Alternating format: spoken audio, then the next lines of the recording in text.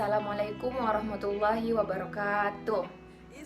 Perkenalkan, nama saya Husnul Syafitra Fazlia dari jurusan Pendidikan Biologi 34, Fakultas Tarbiyah dan Keguruan Universitas Islam Negeri Alauddin Makassar. Pada kesempatan kali ini, saya akan membagikan sedikit pengetahuan saya mengenai materi diksi atau pilihan kata. Semoga penjelasan saya mudah dimengerti, mudah dipahami, dan bisa bermanfaat bagi kita semua. Sebelum mengenal lebih lanjut materi tentang diksi, alangkah baiknya kita paham dulu apa arti sebenarnya dari diksi itu sendiri. Diksi adalah pilihan kata pengarang untuk menggambarkan sebuah cerita. Diksi tidak hanya memilih kata untuk menyatakan gagasan, menyampaikan peristiwa, melainkan diksi itu ada hubungan dan kaitannya dengan persoalan gaya bahasa, ungkapan-ungkapan, dan lain sebagainya. Nah, di sini saya akan menjelaskan bagian-bagian dari diksi. Ada makna kata, denotasi konotasi, sinonim antonim, dan juga homonim, serta kata umum dan kata khusus.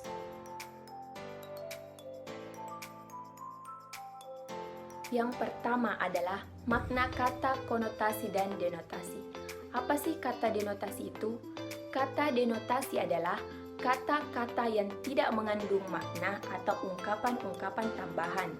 Kata denotasi ini memiliki beberapa istilah, disebut juga kata kognitif, kata konseptual, kata referensial, dan juga kata preposisional.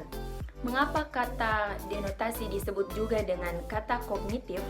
Karena kata denotasi berhubungan dengan kesadaran dan pengetahuan, yang dimana hal-hal tersebut dapat diterima oleh kesadaran manusia, panca indera manusia, dan juga rasio manusia.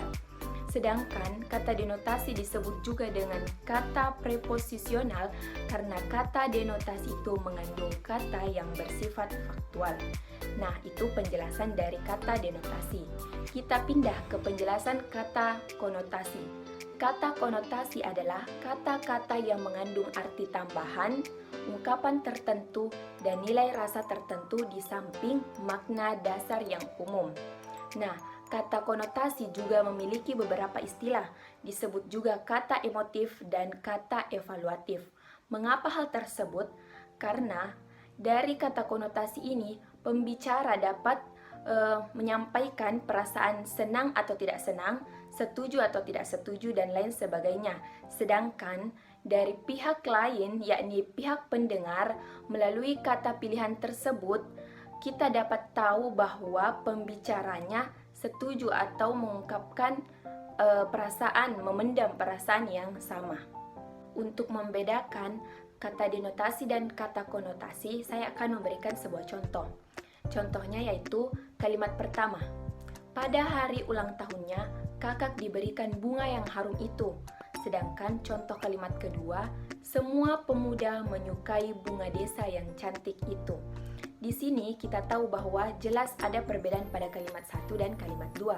Pada kalimat pertama, jika kita fokus pada kata bunga, tentu ini benar adanya atau nyata, bersifat faktual, sehingga bisa dikategorikan sebagai pada kalimat pertama itu kata denotasi, tanpa ada ungkapan-ungkapan tambahan. Sedangkan pada kalimat kedua, bunga desa yang cantik itu adalah ungkapan tambahan yang dimana mewakilkan bahwa sebenarnya bunga desa itu adalah wanita yang tercantik, wanita paling cantik di desa itu. Sehingga pada kalimat kedua dikategorikan sebagai kata konotasi. Selanjutnya, materi tentang sinonim.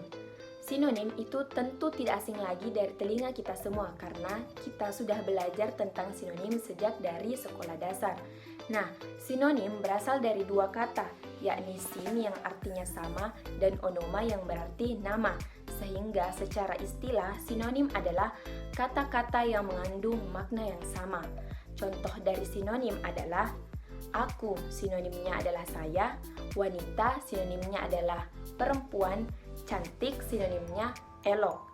Nah, kesinoniman suatu kata atau dari dua kata itu dapat diukur dari dua kategori. Yang pertama yaitu kedua kata tersebut harus sama dalam semua konteks. Ini disebut juga dengan sinonim total. Kemudian kategori kedua, kedua kata itu harus mengandung atau memiliki identitas makna, emotif, dan evaluatif. Ini disebut dengan sinonim komplit. Nah, sinonim tidak dapat dihindarkan dari suatu bahasa karena adanya 3 faktor. Faktor yang pertama yaitu karena sinonim terjadi karena adanya suatu penyerapan atau borrowing. Misalnya, kita telah mengetahui adanya kata hasil, tetapi kita tetap menerima kata prestasi dan juga kata produksi. Kemudian, faktor yang kedua yaitu sinonim terjadi karena adanya penyerapan kata-kata daerah ke dalam bahasa Indonesia. Misalnya, tali dengan tambang, parang dengan golok, kemudian singkong dan ubi kayu. Nah, kemudian faktor ketiga, adanya makna emotif dan evaluatif. Misalnya, kita tahu bahwa ekonomis memiliki sinonim yaitu irit dan juga hemat. Kemudian ada kata dara, sinonimnya gadis dan juga perawan.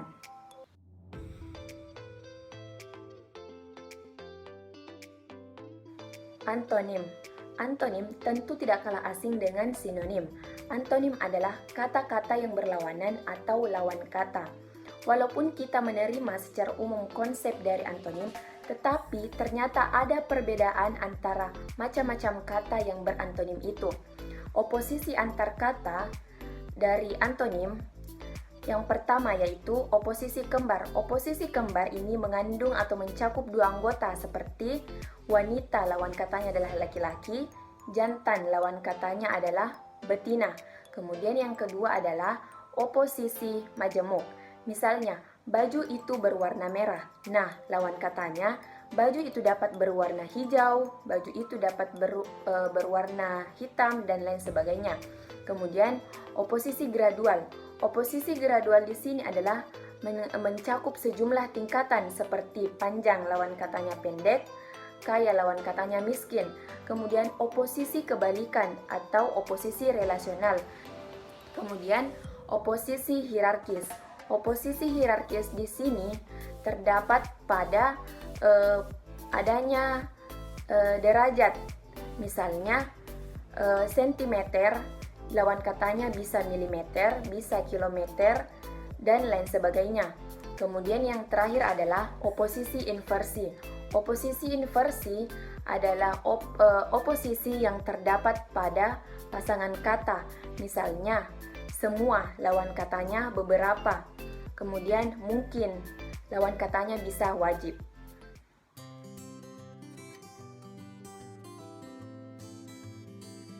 Selanjutnya, homonim. Homonim adalah 2 kata atau lebih yang memiliki bentuk yang sama akan tetapi mempunyai makna yang beberapa atau mempunyai makna yang berbeda. Dalam bahasa Indonesia, kadang-kadang homonim masih dapat dibedakan lagi atas homograf dan homofon, karena kesamaan bentuk itu dapat dilihat dari sudut ejaan atau ucapan. Ada homonim yang homograf dan homofon, artinya baik ejaan maupun ucapannya sama, seperti pada kata bisa dan bisa. Bisa dapat berarti dapat, dan bisa juga dapat berarti bisa dari ular. Kemudian ada homonim yang homograf yang tak homofon, yang berarti ejaannya sama tetapi ucapannya berbeda. Seperti sedan yang artinya sedu atau rinti, dan sedan yaitu mobil penumpang. Dalam bahasa Indonesia masih terdapat homonim yang tidak homograf tetapi homofon, terutama yang ada kaitannya dengan fonem yang sering tidak diucapkan, seperti muda yang artinya remaja dan mudah yang artinya gampang.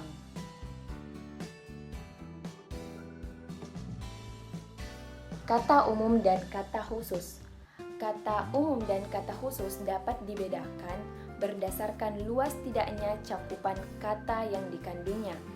Bila sebuah kata mengacu kepada suatu hal atau kelompok yang luas bidang lingkupnya, maka kata itu disebut dengan kata umum. Bila ia mengacu kepada pengarahan-pengarahan yang khusus dan konkret, maka kata-kata itu disebut kata khusus. Karena kata yang khusus memperlihatkan pertalian yang khusus atau kepada objek yang khusus, maka kesesuaian akan lebih cepat diperoleh antara pembaca dan penulis. Misalnya, kalau seseorang mengatakan, "Si Nero anjing Tommy menggigit adik saya," maka kata si Nero tidak akan menimbulkan salah interpretasi karena antara pembicara dan pendengar, karena si Nero mengacu kepada objek yang khusus, yaitu anjing Tommy yang bernama si Nero. Tetapi kalau kalimat itu berturut-turut kita gantikan dengan kata lain, maka makin kaburlah pengarahan itu. Herder Tommy menggigit adik saya. Anjing Tommy menggigit adik saya. Binatang itu menggigit adik saya. Dengan demikian, semakin khusus sebuah kata atau istilah, semakin dekat titik persamaan atau pertemuan yang dapat dicapai antara penulis dan pembaca. Sebaliknya, semakin umum sebuah istilah, semakin jauh pula titik pertemuan antara penulis dan pembaca. Kata khusus yang pertama yaitu nama diri. Pada umumnya kita sepakat bahwa semua nama diri adalah istilah yang paling khusus, sehingga menggunakan kata-kata tersebut tidak akan menimbulkan salah paham. Bahwa nama diri ini merupakan kata khusus, tidak boleh disamakan dengan kata yang denotatif. Kata khusus memang pada dasarnya memiliki denotasi yang tinggi tingkatnya. Seorang yang bernama Lisa misalnya, yang dilahirkan pada tanggal sekian, bulan sekian, dan tahun sekian, pada dasarnya hanya memiliki denotasi dan tidak akan menimbulkan konotasi lain selain dari menyebut orang itu. Kedua, daya sugesti kata khusus. Kata-kata yang konkret dan khusus dengan demikian menyajikan lebih banyak informasi kepada para pembaca, memberi informasi yang jauh lebih banyak sehingga tidak mungkin timbul salah paham. Tetapi di samping memberi informasi yang jauh lebih banyak itu, kata khusus juga memberi sugesti yang jauh lebih mendalam. Kemudian untuk kata umum, yang pertama yaitu gradasi kata umum. Bila kita beralih dari nama diri kepada kata benda misalnya, maka kesulitan itu akan meningkat. Semakin umum sebuah kata, semakin sulit pula tercapai titik pertemuan antar penulis dan pembaca. Kata benda seperti kucing misalnya akan menimbulkan daya hayal yang berbeda antar penulis dan pembaca. Kita tidak tahu bagaimana tepatnya pengertian dan ciri-ciri kucing itu. Mungkin penulis membayangkan kucing yang dipelihara yang imut.